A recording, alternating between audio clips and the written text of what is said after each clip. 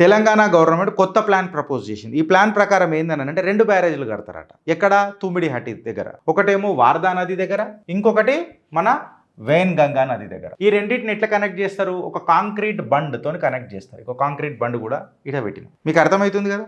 అయితే గిరీష్ ఈడ కడితే అయిపోతుంది కదా, గీడెందుకు కడుతున్నారు కాంక్రీట్ బండు? ఈడ కట్టేస్తే ఒకటే బ్యారేజ్ కడితే మనకు పైసలు కూడా సేవ్ అవుతాయి కదా అని అంటే అనే ఉన్నది మళ్ళా మజా. ఏంటంటే వరద వచ్చినప్పుడు ఆ వరదకు తాకిడికి మనం తట్టుకోగలుగుతామా అననే ఆలోచన ఏనాడు వచ్చింది కాంగ్రెస్కి? ఇగో ఈనాడు వచ్చింది కాంగ్రెస్. సో ఈ కాంక్రీట్ బండ్ కడతానన్నారు. అయితే వీళ్ళు ఏం చేస్తున్నారు అని అంటే ఏదైతే ఎగ్జిస్టింగ్ కెనాల్ ఉంది చూడు, దాన్ని ఆల్రెడీ వాడతానన్నారు. ఒక లాంగ్ టనల్ సిస్టమ్ని కడతారట. అంటే 5.5 కిలోమీటర్ల ఓపెన్ కెనాల్ పెడతారట. ఆల్రెడీ ఒక ఎగ్జిస్టింగ్ కెనాల్ నెట్వర్క్ ఉన్నది. 71.5 కిలోమీటర్ పాయింట్ ఒకటి ఆల్రెడీ ఉన్నది. ఈ కెనాల్ నుంచి వచ్చిన వాటర్ని ఇక్కడ నుంచి మళ్ళీ గ్రావిటీ ద్వారా మళ్ళీ ఈ టనల్ ఇక్కడ నుంచి దోవుతున్నారు చూడు ఈ ఏరియా. ఇదేమో ఓపెన్ కెనాల్. ఈ ఓపెన్ కెనాల్కి నీళ్లు రావాలంటే ఏం చేయాలా? అండర్ గ్రౌండ్ టనల్ ఒకటి పెడతారంట. అది ఎంత?